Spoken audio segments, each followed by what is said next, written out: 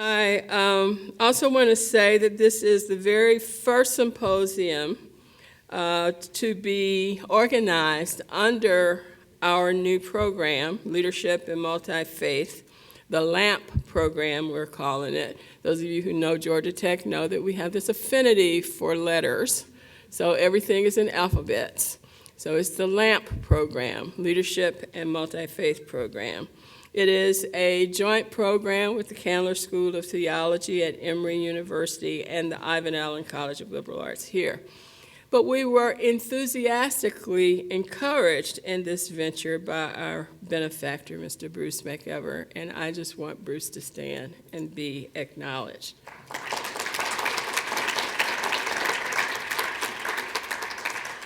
I typically describe him as our Renaissance person in the college. He started out as an engineer, he became a spectacular business person, he is also a poet, and he's been to divinity school. How much more Renaissance can you get than that? But the thing that is so important to us today is that he has a remarkable vision and commitment to using time and resources to help us engage quite vibrantly in the important goals and values that we're trying to accomplish through the symposium. Our fundamental goal is really pretty ambitious. Essentially, in the context of the turmoil that surrounds us on seemingly every hand, we wish to increase multi-faith understanding in the city of Atlanta, and to strengthen the capacities of leaders across the multiple sectors of this very vibrant and international metropolitan space, so that we might work together better and to better effect toward mutually beneficial ends, not only for the city, but for our region, for the nation, and indeed the world. The symposium, then, is organized around this first theme of compassion and leadership in a multi-faith world. But it is the first in a series of conversations that we will be planning over the next year. Our desire is to create a regular forum to engage our complex issues, to interrogate various conditions in terms of engagement from multiple perspectives, but also to try to identify actions and strategies that matter and that have a capacity to make a difference. But beyond this fundamental ambition, I really wanted to point out two very specific points that are related to these notions. This is February, and since it is February, and from where I sit, Black History Month, I feel obligated to point out one very specific ideology for our views in the city of Atlanta about compassion and leadership, as these terms have come together under the banner of nonviolent social change. Atlanta is the home of Martin Luther King Jr., a notable native son. As a local, national, and international leader, he was renowned for being a man of peace, a man of compassion, nonviolence, and faith. I note, though, as Jamil Zinaldin has said so recently in his column with the Supporter Report, if you see that ideological perspective for Dr. King was influenced by his knowledge of the life and work of Mohandas Gandhi, who in turn was influenced by the search for the meaning of life by Tolstoy, who in his turn saw compassion and love to be at the heart of all great religions, and who came to understand that the world needed a revolution of love and compassion. So these three cultural icons offer us today a good way to think across traditions, faith traditions, leadership traditions, in very productive ways. Food for thought about how we're thinking about these three terms coming together, but with a direction toward a commitment also to nonviolent resistance in our complex world. The other point that I wanted to point out is that Atlanta is the home of the CDC. And in 1979, they began building a case for violence as a public health issue. It was a landmark decision, in my view, that has helped us to focus on the complex range of issues that disrupt our ability to foment peace instead of war, and to sustain positive relationships and actions across differences that matter and don't matter in our quest for a sustainable humanity. So with that framework, then, we open up this program, Leadership and Multi-Faith. Now, we've got a bunch of good things that will happen this afternoon, and I want to just point toward a couple. One, all the spectacular people who will be speaking to you are listed in the back of your program if you haven't noticed. So I'm not going to go through and give their bios. You can check those out for yourself. But we will have a keynote address, then we'll break a little bit and restart a panel with scenes from a play that's being performed right now at Theatrical Outfit at the Balser Theater. I think there are handouts that will let you know if you want to see the full thing. I'm going tomorrow night, just in case you're interested. You can all join me then. But the play is Silent Sky. And then we will have a slight transition to panel 2 with other speakers who are joining us. And that will be our day. But I hope that we don't just talk here. I hope that we think about what we can do and what we can do next.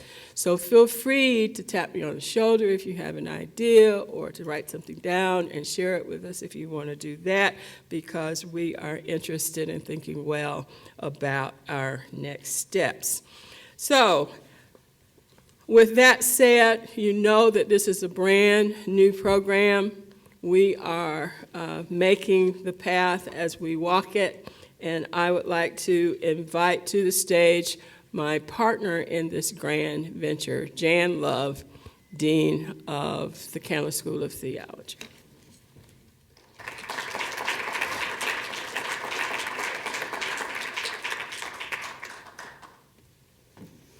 Good afternoon. It's wonderful to see so many of you here. I am always reluctant to make claims that I can't immediately verify, but if there is another private-public partnership where a Christian school of theology comes together with a liberal arts school in a public institution, I'm unaware of it in Atlanta, Georgia. And so I'm thrilled that I've had such an extraordinary partner with Jackie Royster, where Candler School of Theology, which educates faithful and creative leaders for the Christian churches across the city, the region, the country, and the world, can join with a liberal arts college at this great research institution to talk about one of the most pressing issues of our time, and that is how can people engage with each other across different religious traditions to create more vibrant communities, more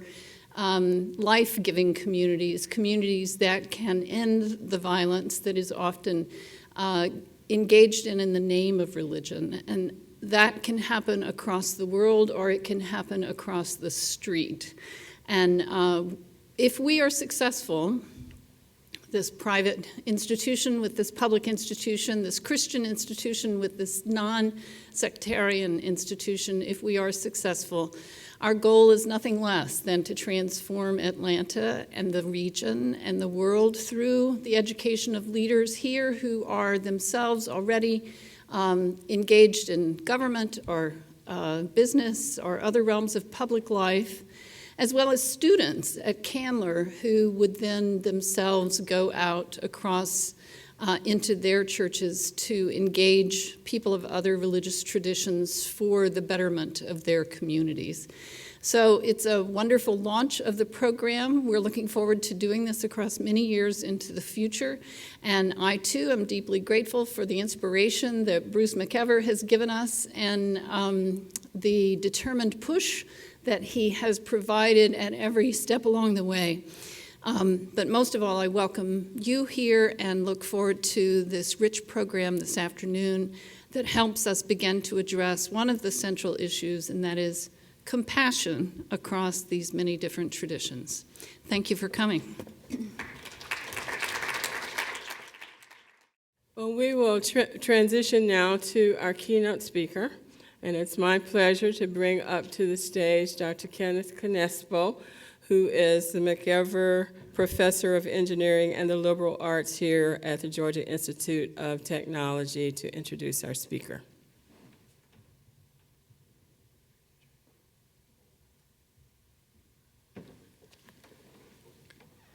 Thank you, Jackie.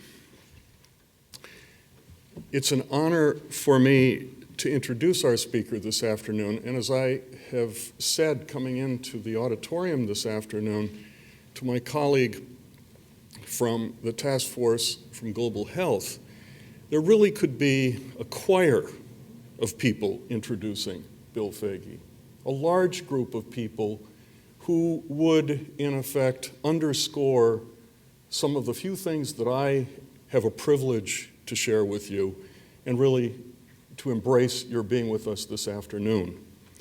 I met Bill Foege for the first time several years ago when Georgia Tech presented him with the Ivan Allen Prize for Social Courage for his commitment to global health and his role in the eradication of smallpox. His presence on this campus and his meetings, in effect, with students continue. Last year, as spring break approached, a junior in civil engineering explained that she would be away for several extra days and would probably miss a seminar meeting. No, she said, I'm not going to Florida. She was involved in a water project in Ghana and needed to make a trip to Africa over the break to collect data for the next stage of her work. The young woman also said that our speaker this afternoon served as an inspiration for her work. His unambiguous and inspiring counsel, shared with institutions around the world, appears in a recent documentary, Compassion and Global Health, as well as in his book, A House on Fire, that's referred to in our program this afternoon. I take a moment simply to share with you a number of the statements by Bill Foege that share his wisdom. Seek truth when it hurts. Corrections in the program can only come with knowing the truth. Every activity requires a coalition. Good results are never an accident. It requires someone formulating a future in their mind, defining that future with enough clarity for people to follow. Be a generalist and specialist simultaneously. A generalist to understand as much as possible about how the world works. What are the problems, the solutions, and how do the various sectors of science, the humanities, government, business, religion interact? Avoid the kind of blind specialization that precludes seeing where it fits into the whole. Read history so it becomes clear this is a cause and effect world. Public health advances are not made by fatalists. Develop tenacity and an optimistic outlook. It doesn't mean that everything will always work out, or you won't suffer.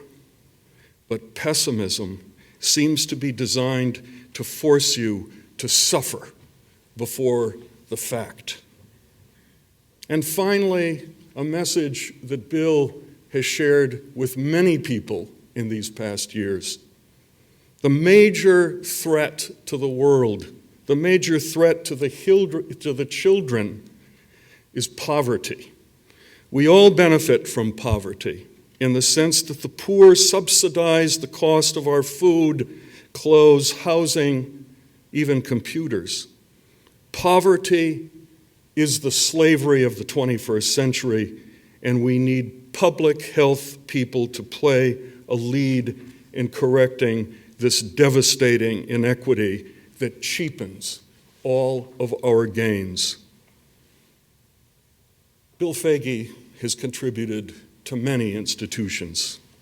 Director, Centers for the Disease Control, Senior Fellow, Global Health Program, Bill and Melinda Gates Foundation, Advisory Board, Emory University Global Health Institute, Professor Emeritus Rollins School of Public Health, Health Policy Fellow, Carter Center, to the present, Executive Director of the Carter Center. For the example shared throughout his career, and for the example he has provided to the nation, Bill Foege received the Presidential Medal of Freedom from President Obama in 2012. Still, when Bill Foege learned that he would receive the nation's highest civilian honor, he responded with typical humility. They need to improve the vetting process. Mark Rosenberg, the director of the Task Force on Global Health, says simply, he's helped save millions of lives around the world. It's an honor for me to welcome Bill Foege.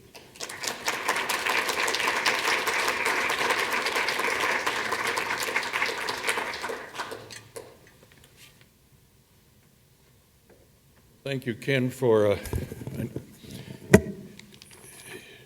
introduction that can't be followed, and for taking a lot of quotes that I can't use now.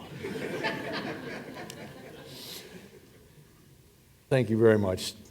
David Hamburg was the president of the Institute of Medicine before becoming president of Carnegie, and he talks about growing up in Indiana, where he said in high school basketball was everything. It became so consuming they finally had to come up with some sort of rules to make sure that basketball players actually were learning something. And so outside groups were brought in to test them. And he said at the first test that he was in, the coach and the tester and the student were alone in a room. And the tester asked, what is 7 times 7? And so David answered 49. And his coach immediately jumped up and said, give him another chance.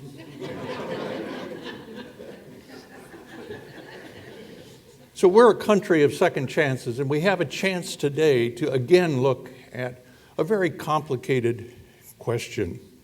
It's difficult enough for me to focus on a single subject, whether that's Ebola or global warming or obesity, but consider the problems when you look at two things at once, and then at three things at once. But the other side of that is, that's where creativity comes from. People often talk about creativity coming from thinking outside the box. Not at all. Creativity and humor come from thinking inside of two boxes. Information you already know, but it comes together in a new way.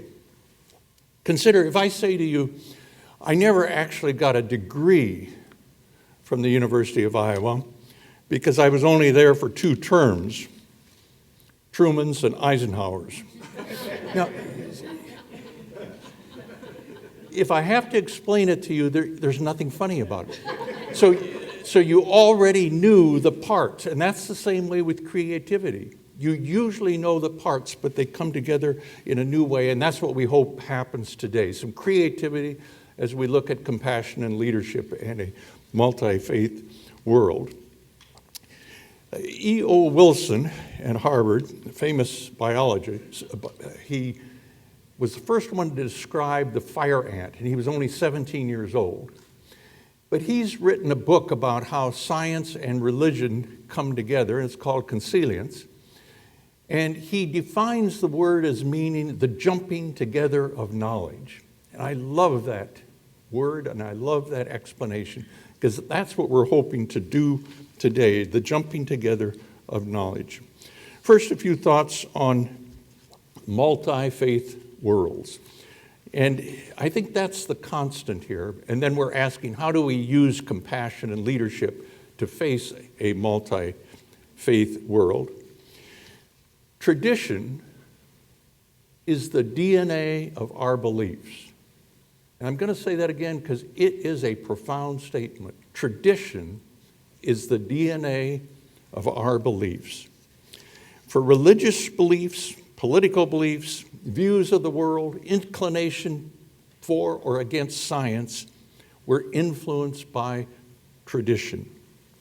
And those traditions are hard to overcome. My mother made it easier on me by actually listening to things where I wasn't sure I believed what I was hearing from my tradition. I remember when I came to her, because we'd always been taught that when the body dies, the soul continues. And I said I'd been reading that this was actually Greek philosophy, and it was adopted by the churches. And then the telling argument for her was, I said, if the soul is really more important than the body and it continues on, doesn't that just cheapen the idea of a resurrection? And you know what her response was? You're never too old to learn from your children. Now, isn't that a great approach to something that you didn't believe? You're never too old to learn from your children. So our experiences do alter our beliefs, but it's not easy. And the truth is that much of what we believe from our tradition cannot be verified, and yet people are so certain about what they believe that at one time, if you had the wrong belief about baptism, it was a death sentence. We often speak of religious tolerance, but the word tolerance already suggests you are tolerating something that is not true. One dictionary definition of tolerance is, quotes, to put up with. And perhaps there's not a perfect word, but I wonder if acceptance isn't better than tolerance, religious acceptance. Because one definition of acceptance is to receive. And when we scoff at the belief of another religion, realize that there are things in our religious traditions that don't seem plausible. We rewrite the history that's not agreeable to us, whether it's about the Crusades or the Inquisition or the religious defense of slavery. So what can religion add? It adds meaning and motivation. But Richard Feynman, the physicist, said, the Achilles heel of science and religion and politics is certainty. I was asked at the Gates Foundation when Warren Buffett gave his money to the Gates Foundation, what's the biggest risk that we run if we accept that money? And my answer was certainty. Because the more money you have, the more people want to please you in order to get some of that money. And they please you in a way that makes you think you're right. And pretty soon you become so certain of what you're doing. We need to practice uncertainty and humility in a multi-faith world. But we do need religion to provide a moral compass. 700 years ago, Roger Bacon provided a summary of science for the Pope. And one of his 3 conclusions that I remember after all these years is science has no moral compass, and that we have to figure out how to produce scientists with a moral compass. The same thing is true of the marketplace and many other things. There is no moral compass, and religion has to provide that moral compass. The marketplace would never have solved the tobacco-caused health problems of the world. When I was getting into global health, the single biggest killer in the world, the single biggest problem was the measles virus, killing over 3 million children a year. That has gone down now to less than 7% of that figure. And then tuberculosis came up as 3 million. But you know what surpasses everything else now? Is tobacco. Deaths from tobacco. 5 million a year. And it will go up to 10 million before it levels off. 10 million deaths in the world because of tobacco. The marketplace would never solve that problem. And the marketplace would never have been encouraged to eradicate smallpox. There was no reason, there was no profit in doing that. Ron Paul said of H1N1 flu that CDC should not be in charge of that. The Public Health Service should not be in charge of that. It's too complicated. He said only the marketplace can handle problems that complicated. He said that 3 years after we learned the marketplace could not even manage the marketplace in 2008. So sometimes when I think of flu or anthrax or food poisoning or hospital infections, and I've had 3 of those 4, I would not turn to the marketplace. I would turn to CDC. Compassion. A few years ago, I was talking to a group of students at the University of Washington, and I was describing to them how in 2002, I needed a cancer surgeon. Now, what I did not know is that my surgeon had slipped into the auditorium and was sitting in the back row. I had no idea of this. So I said I was looking for a cancer surgeon. Compassion never was on my list. I wanted someone with proven skill, and I particularly wanted someone who is so competitive he hates to lose at anything. Well, I found such a person, got to know him afterwards, and found out he was a person of compassion, which is why he went into surgery. But it's not the reason that I was choosing him. Then I realized that's the same approach I used in hiring people in global health. That I wanted people who had a resume that showed that they were problem solvers, that they had tenacity, that they were optimists, that they were intolerant of failure. And I didn't ask about their compassion. But then as you get to know them, you find out why they wanted to go into global health. I have a grandson who's 16, but at age 13, he had a tagline on his emails: "I dream of a future when a chicken can cross the road without having their motives questioned." And so I was interested in the results and not the motives, but then found why we got those results. A danger in even discussing compassion is that it can be self-serving. Look at how good I am. But a reason for talking about it is what we want to be woven into the lessons that we provide to our children and our grandchildren. Civilization at its base is not defined by skills, by buildings, by clever machines, by the accumulation of wealth, or even happiness.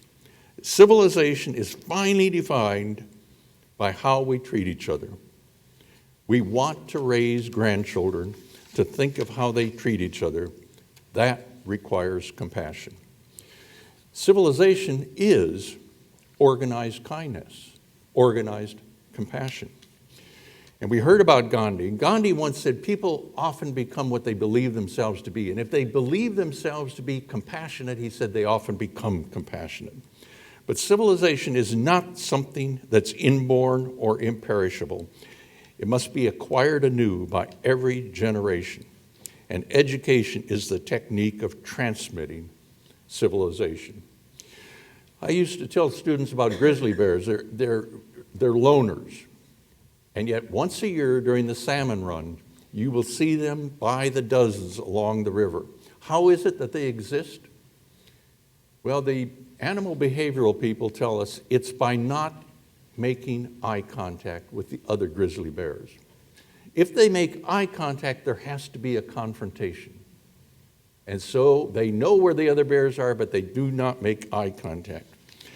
Well, what we want to do is encourage people to make eye contact. Compassion encourages that and inspires a confrontation to want to improve the human condition. But it's not compassion that we should measure. It's the consequence of compassion. It doesn't matter what politicians and evangelists and labor leaders and medical leaders, Wall Street bankers, teachers, mental health workers say. That all becomes empty words if there's no consequence. Pledges after Katrina, pledges after the earthquake in Haiti, pledges to the Global Fund are meaningless when the pledges are not actually made. As Desmond Tutu said, frequently people think compassion and love are merely sentimental. No, he said, they're very demanding. If you're going to be compassionate, be prepared for action. 2 weeks ago, Helene Gale and I were in Washington testifying at the President's Ethics Commission, and I started out by talking about what we always heard in training, do no harm. And I said it was almost always used in terms of errors of commission. And it took me a long time. I went to Africa 50 years ago, and my supervisor's last words as I was leaving for Africa, he said, "You'll never forget the people you kill." Now think of getting on a plane with that in your mind. But over the years, I realized it's errors of omission that kill far more people.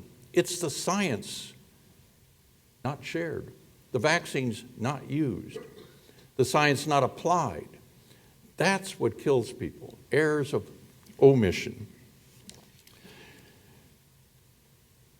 So pledging to do something has to be followed by action. If the bottom line for measuring civilization is how people treat each other, and if civilization is organized kindness, then compassion is an attribute needed throughout society. And the presence or absence of compassion has consequences, consequential compassion. Third and last, leadership. How do we face the reality of the world, encourage compassion, but use leadership to actually change things? There's a book I've always liked by Gary Wills on leadership. And the title of the book is Certain Trumpets.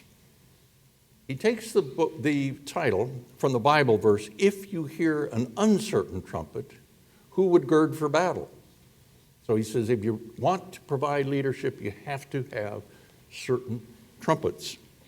And he describes all the different kinds of leadership in that book. And then he gives examples for each kind of leadership, 2 people that did that and 1 person who didn't.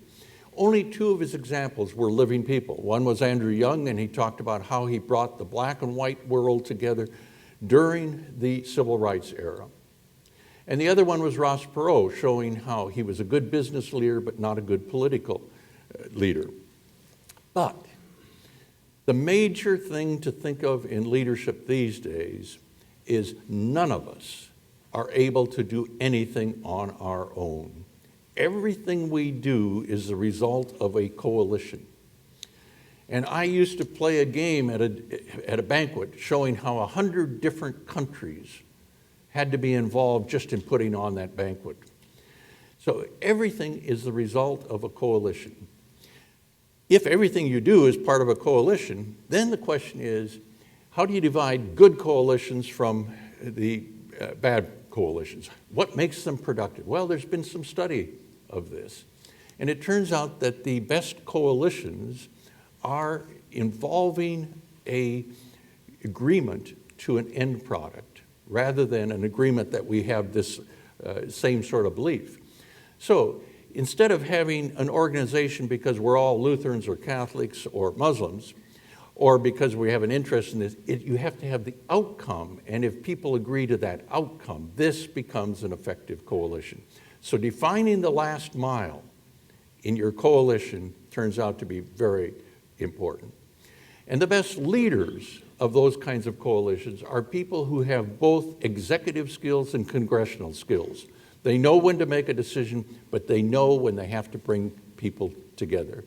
And I can tell you, in a multi-faith world, you're going to have many times when the real problem is, how do you bring people together? Define the last mile, but then make sure that you can get everyone to agree that that's where they want to be. When the role of schools, what is the role of schools in promoting compassion or leadership? Well, a recent study has shown that one of the best predictors of how students will do after they get out of college turns out to be two things. Did they have a mentor while they were in school? And did they have something equivalent to an internship? So they actually saw their area being practiced, so they could get a feel for this. It turned out that only 25% of the American students interviewed felt they had a mentor in college. Now that's just terrible. I mean, this is a place where we have to change what we do. Mentorship is so important. When I look at public health, I always say that there are three things that we're trying to do. We're trying to instill a philosophy, we're trying to provide skills, and we're trying to provide knowledge. The philosophy is eternal. The skills are for a lifetime. The knowledge is ephemeral. And yet we spend most of our time trying to transmit knowledge. The way you get a philosophy is by mentors. It's very hard to learn that in a class. A mentorship is so important that this is what schools should be working on, how to get a mentor. And one of the biggest failures, as I looked at my notes for today, one of the biggest failures of my life is the one that Ken ended up with. And that is, in global health, it's clear that the single most important reason for poor health is poverty. And yet we haven't addressed that as a public health problem. And so I bemoan the fact that I have not spent time on this and hope that I can get some young people here interested in it. The rhetoric is old. Moism, which is way back in China history, already talks about the dangers of the strong preying on the weak and the rich insulting the poor. 600 years ago, Wang Xi said that poverty should be addressed as if a person is drowning or in a building that is burning. He said there is no time to lose. It has to be corrected. But then, as Ken pointed out, it's worse than that. We are subsidized by people being poor. And that should make us absolutely embarrassed that everything we get, from clothes to food to hotel rooms, is cheaper because poor people in this country and around the world are working at subsistent or less than subsistent wages. So they are subsidizing our way of life. I enjoy my lifestyle, and therefore it's so hard to realize I'm enjoying it on the backs of the poor. When will we have the courage to change that? And how could we organize to do that? Well, Lincoln Steffens was a journalist of 100 years ago who was very interested in everything. But about the time I was born, he wrote an article, and he said, "The greatest song has not been sung. The greatest poem has not been written." And I add, the most compassionate society is still in our future. Poverty could be changed. And I think of William Wilberforce and what he went through year after year, introducing a bill to stop the transmission of slaves in England, and every year he would lose. And William Pitt, a friend of his, gave a fiery speech about how in the world can we face God when we have slavery. But it didn't change. And then a new prime minister came in who was also opposed to slavery, but wasn't as fiery as William Pitt the younger. And he said to William Wilberforce, I wonder if you've been doing this backwards. Every year you get the House of Commons to pass this, and the House of Lords votes it down. He said, do you think the House of Lords simply doesn't want to do something because commoners tell them to do it? So he introduced the bill first in the House of Lords, and it passed. And he was jubilant, and then he got worried. Now the commoners will say, we're not going to let them tell us what to do. And the debate started at night. And in the debate, there was a young man, his first year in the legislative branch, but he was an orator. And he began speaking from the heart about the most powerful man in the world today is Napoleon. But he's going to go to bed tonight not happy because he doesn't know what's going to happen to him. William Wilberforce will go home and sleep well no matter how we vote. And the oration became better and better, and pretty soon people were on their feet calling for the question, and it passed. Passed just like that. And then they had a party afterwards. And do you know what William Wilberforce's reaction was? What should we do next? This was after 25 years of doing this year after year and losing. What should we do next?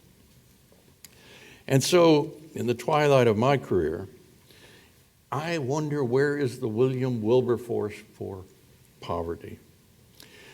I think I see a glimmer of hope.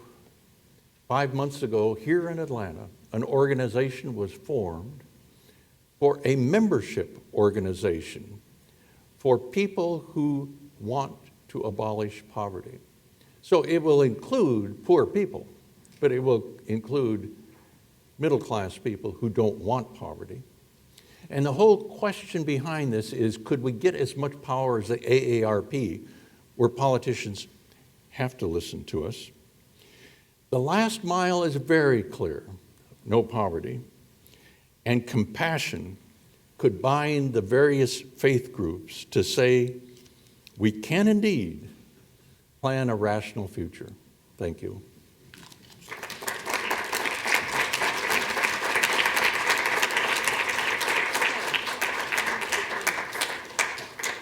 The one good thing about this room is that the acoustics are quite fine. And so we have a few minutes left if you want to comment or ask a question or raise a concern as we have been listening.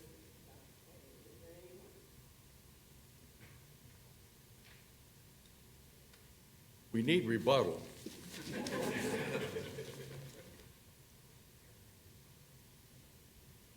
Yes.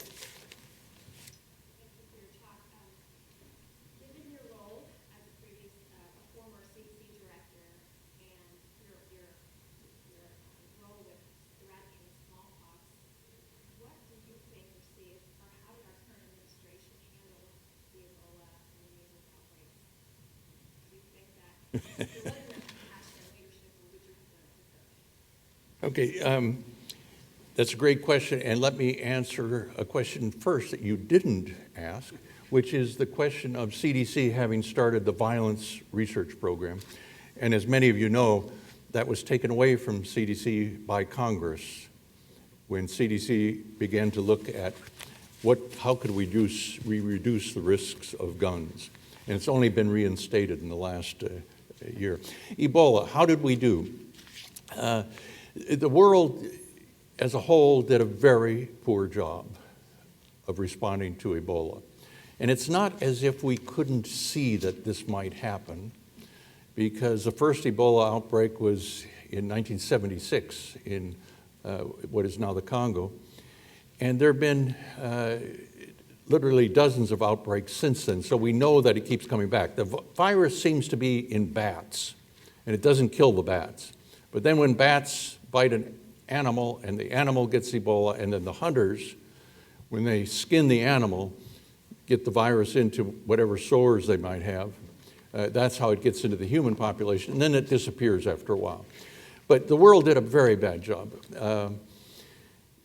WHO did a bad job, and I say that admitting that I am on a committee to advise the director of WHO on Ebola.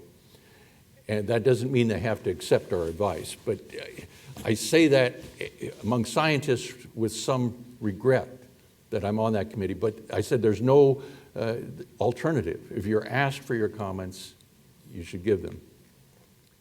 But I should also add that I wrote an op-ed piece on this, and the Secretary of HHS called me up and thanked me for it.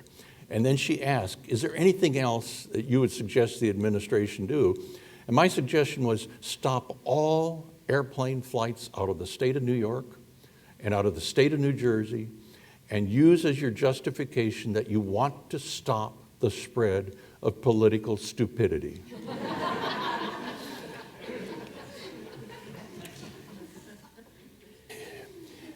But it's amazing how then the world did respond. I mean, President Obama came in with the military will help build facilities, and that turned everything around.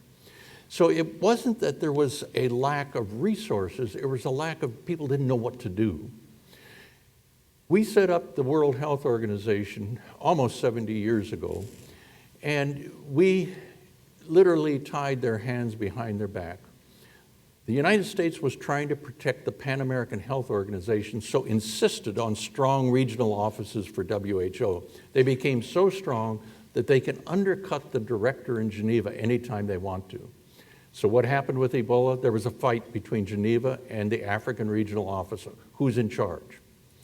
Now, you may not know this, but they actually told CDC they could not come in at the beginning. They wanted to be able to solve this and take the credit, and then it got away from them, and they had to call CDC in. So there were a lot of mistakes that were made. But in 2 weeks, Bill Gates will have a piece in the New England Journal of Medicine on how could we now use this to plan our response to the next Ebola type of outbreak. And it's really a very nice prescription of what could be done. But it's going to take money. See, we've tried over and over to reduce WHO's budget. For the whole world, they have a budget smaller than CDC's budget for this country. Every year, we're after them to reduce the amount of money that WHO needs. Some years ago, when the United States didn't even pay its full dues, I became so exasperated that I wrote an editorial, and I quoted Dolly Parton. Dolly Parton once said, "You'd be surprised how much it costs to look this cheap." And I think the Ebola outbreak is what makes that clear now, how much it costs to be that cheap. And by the way, smallpox eradication, we recoup our total national investment every 3 months. So we've recouped it 140 times since smallpox disappeared. And what we save each year is less than our dues to WHO. So, you know, we've got a mixed up world without a moral compass. And church groups could change all of this, and particularly if they act together rather than against each other.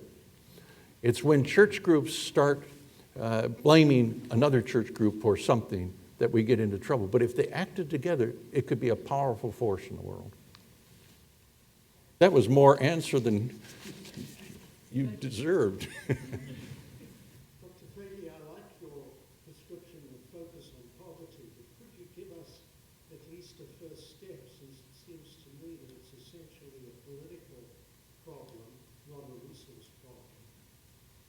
It's a political problem in many ways until you realize every country has this problem. And so there's something very basic in us of not wanting to really bring up the poor. And I think it's for the reasons I say that we benefit from them. If you're interested, though, in next steps, the organization that started this in Atlanta 5 months ago is the Marguerite Casey Foundation. They're headquartered in Seattle, Washington, and they have been trying innovative things over the last decade to give a voice to poor people. And sometimes the voice is actually taking poor people to Congress and allowing them to state their case. Sometimes it's in written form.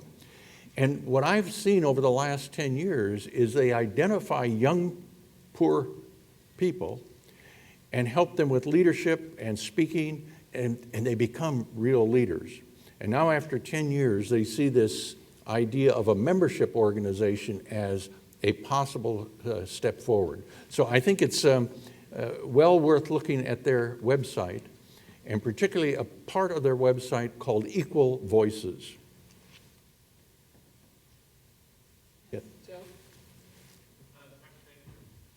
One of the problems globally is the differential in availability of pharmaceutical and differential price. Can you address what you think might be done to stabilize and make it more readily available? The first thing is we tend to condemn pharmaceutical companies and that they're greedy. The bottom line is all they're interested in. So let me take you back just for a moment. 1987, the Merck Drug Company had developed a drug for heartworm in dogs, and some of you have used it, HeartGuard. Before that, and see, you're all too young to know this, but before that, you had to give your dog a medicine every day for heartworm. Then with HeartGuard, you had to do it once a month, and you got a little red heart that you put on your calendar to remind you which day you did it. Then boy, talk about multi-faith world, a man from the subcontinent, Muhammad Aziz, got the idea that this might work for humans in a disease called onchocerciasis.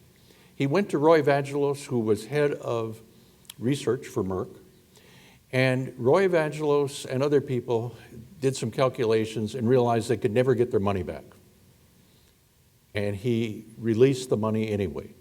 Muhammad Aziz went to Africa, and he was able to show that, in fact, you could prevent a disease called onchocerciasis in humans, and it was more of a wonder drug in humans than in dogs. You only had to give it once a year, not once a month. So he tried giving the drug to WHO, and he offered it free if they would figure out how to distribute it. And the bureaucracy became so bad, he finally had to walk away. By this time, Roy Vagelos is CEO of Merck. He's gone from research to CEO. They then went to USAID, offered it free if they would figure out how to distribute it. And USAID saved them a lot of time by just saying no, they weren't interested. And now they're becoming desperate, and they came to Atlanta. And I was at the Task Force for Child Survival, and they asked, if we gave you the drug free, could you figure out how to distribute it? We came up with a plan, but I was worried about what are the side effects when you start treating 100,000 and then 1 million and so forth. And so we set up strict surveillance in villages after we used it. But I was also worried, how do you get people to take this if it's going to be decades before they see any effect? That is, they don't go blind. But we tried it. And we set up surveillance. We found that this is one of the safest drugs ever made. And so we stopped surveillance. The second question, how do you get people to take it? We couldn't have been more fortunate. Because this disease, onchocerciasis, which comes from the bite of a simulian fly that deposits a parasite, and that parasite puts out young ones for an entire 12, 13 years. As those parasites, as the microfilaria pass through the eye, you get blindness. But what does it do in the rest of the body? It causes intense itching. And so you have some people in Africa that's the first thing they know in the morning and the last thing they know before they fall asleep is that they are itching. One dose of Mectizan, and some of them have their first itch-free day ever. And you don't have to sell it. It sells itself. So we set a goal of reaching 6 million people in 6 years. We've reached 6 million in 4 years. And then it just went faster and faster. I went back to Africa for the 125 millionth all of it donated by Merck. Last year we had a 25-year celebration at the Carter Center, and they're now up to 1 billion treatments that they've given free. So this is a side of the pharmaceutical companies that we don't often see. Now, when it comes to drugs, there's no question about it that that's been a problem. But you see what happened with HIV? They brought down the price. They now have what they call price tiering, that they will give a lower price to developing countries than we pay in the United States. In many cases, they've gone to places in India that now produce the same drug at a reduced price.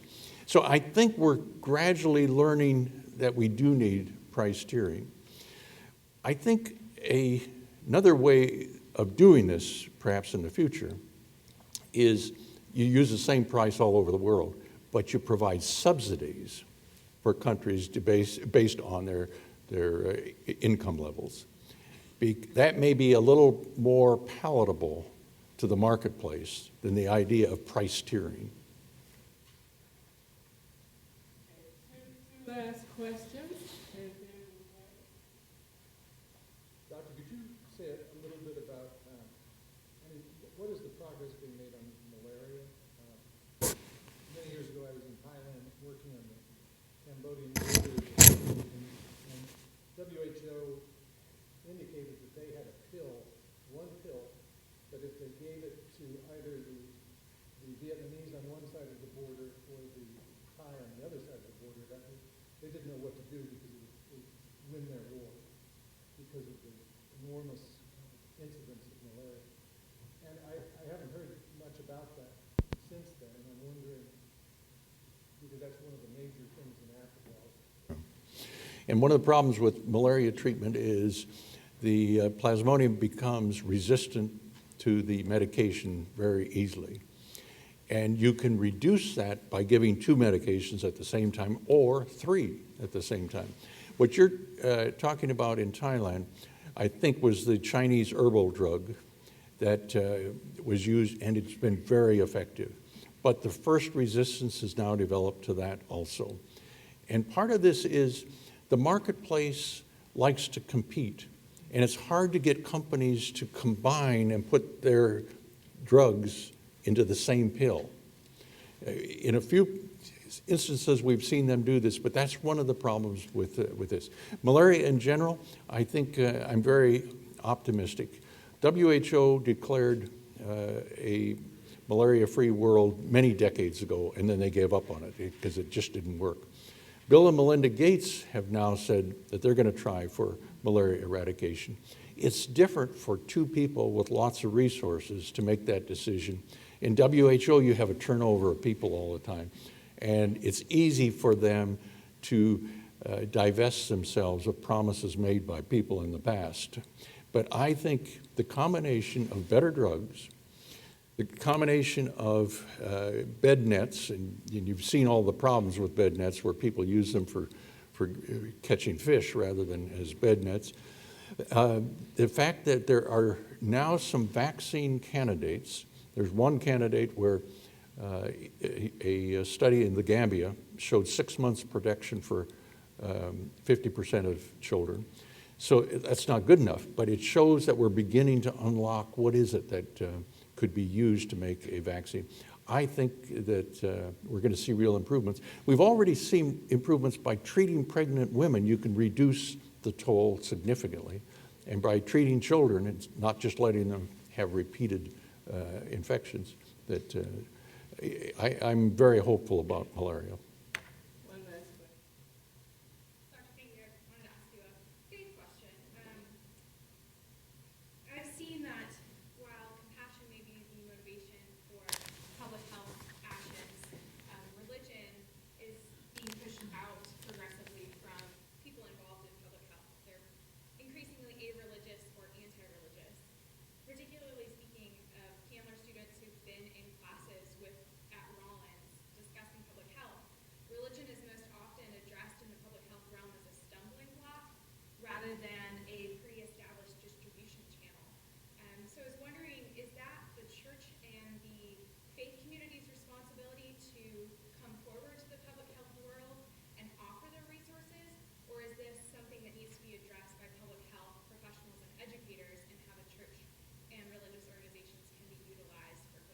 No, great question.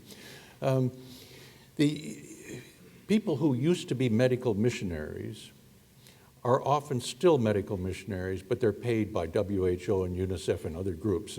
And so there are a lot of the old groups still in global health.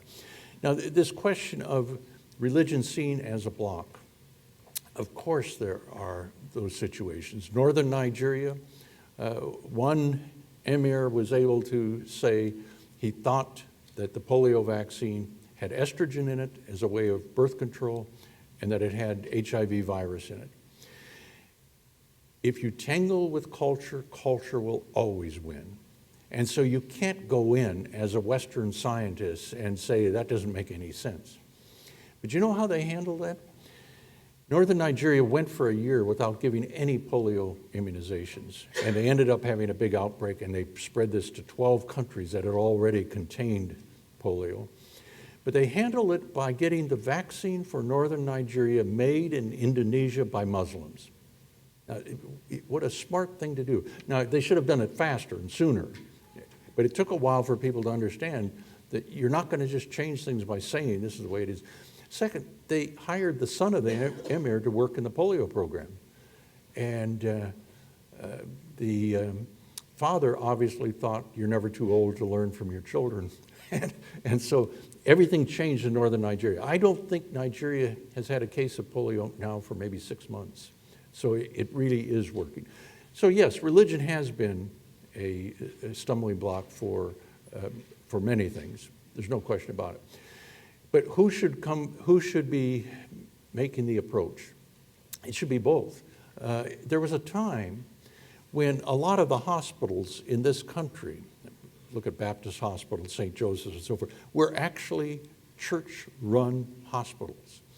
By and large, churches have sold them to for-profit groups.